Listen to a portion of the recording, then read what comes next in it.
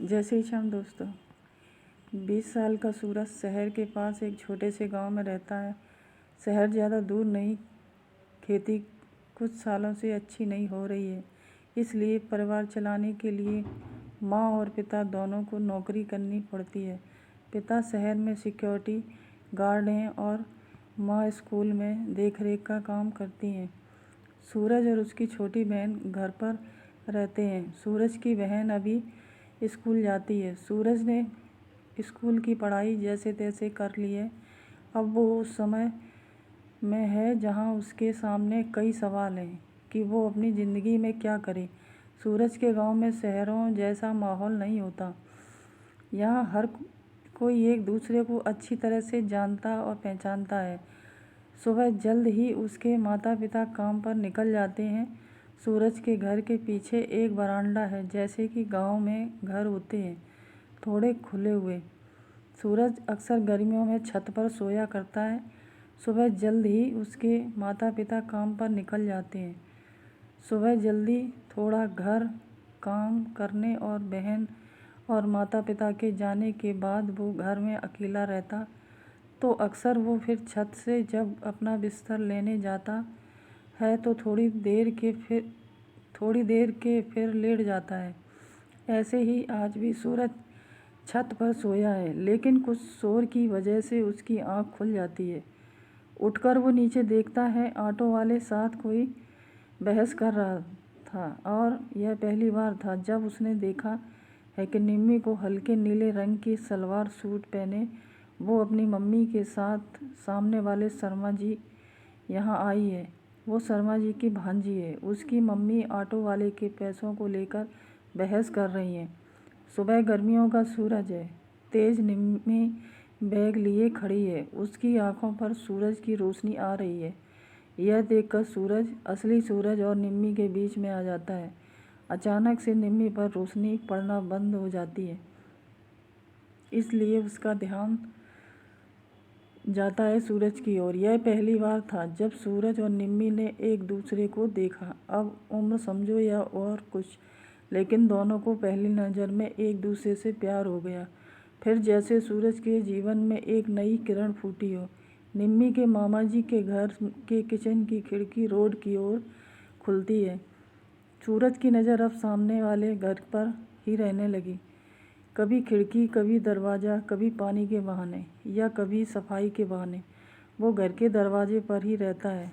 कुछ समय तक नज़र मिलना और चुराने का खेल चलता रहा, लेकिन बात कुछ आगे नहीं हो रही थी। एक दिन सूरज अपने घर की छत पर खड़ा होकर पतंग उड़ा रहा था। पतंग उड़ाते उड़ाते उसका ध्यान एकदम से गया सामने वाले किचन की खिड़की पर और उसने देखा कि निम्मी खिड़की से पतंग उड़ाते उसे देख रही है। सूरज अब हिम्मत करके निम्मी की तरफ मुस्करा देता है और जवाब में वहाँ से भी एक प्यारी सी स्माइल आती है। सूरज की खुशी का कोई ठिकाना नहीं रहता है। निम्मी एक दिन सूरज की बहन से बात कर रही होती है। हिम्मत करके सूरज भी उससे बात कर ही लेता है। सूरज और निम्मी में बातों का सिलसिला धीरे धीरे ही सही शुरू हो जाता है। सूरज को पता चलता है कि निम्मी पतंग उड़ाना सीखना चाहती है। सूरज उसे सिखाने को बोलता है, लेकिन वो मना करती है क्योंकि उसकी मम्मी उसे किसी भी लड़के से बात करने भी नहीं देती। पतंग उड़ाना तो बहुत दूर की बात है। सूरज उसे बोलता है कि वो उसके घर के पीछे बरामदे में उसे सिखा देगा। साथ ही वहाँ सूरज की बहन भी होगी। निम्मी थोड़ा मनाने पर मान जाती है। आखिर वो भी सूरज के साथ समय बिताना चाहती है। निम्मी की मम्मी जब उसकी मामी के साथ किसी रिश्तेदार से मिलने जाती हैं, तब निम्मी सूरज के बरामदे में जाती है, लेकिन उन्हें नहीं पता था कि अनजाने में वो बड़ी मुसीबत में फंसने वाले हैं। सूरज के घर में पीछे सीढ़ियाँ चढ़ते समय निम्मी के पैर में मोच आ जाती है और चल भी नहीं पाती। निम्मी वहीं बैठ जाती है। उसकी आंखों से आंसू निकलने लगते हैं। सूरज उससे दर्द और वहाँ बैठा देखकर कमरे में बिस्तर पर चलने के लिए कहता है। निम्मी चल नहीं पाती। सूरज उसको हाथ पकड़कर उसे सहारा देता है। सूरज हाथ पकड़ने निम्मी को लेकर आता है।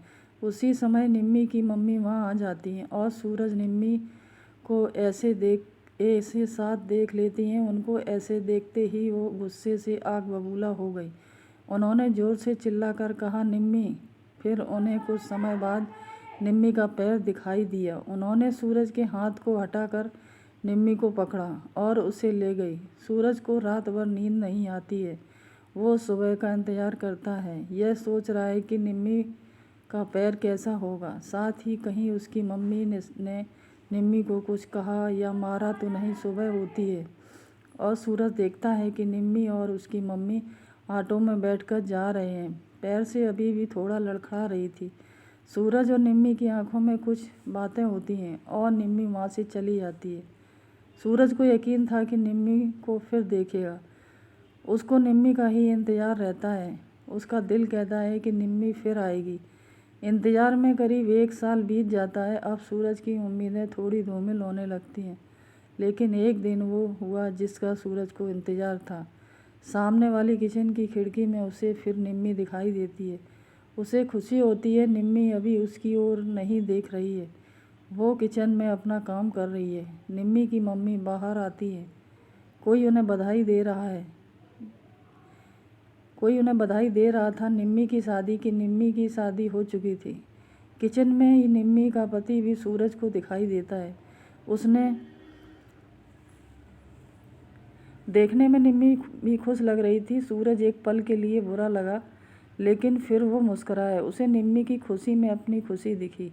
अचानक से निम्मी की नज़र सूरज पर पड़ी और फिर दोनों ने एक दूसरे को स्माइल करते हैं। आपको ये कहानी कैसी लगी हमें कमेंट कर ज़रूर बताएं। धन्यवाद दोस्तों। जय हिंद।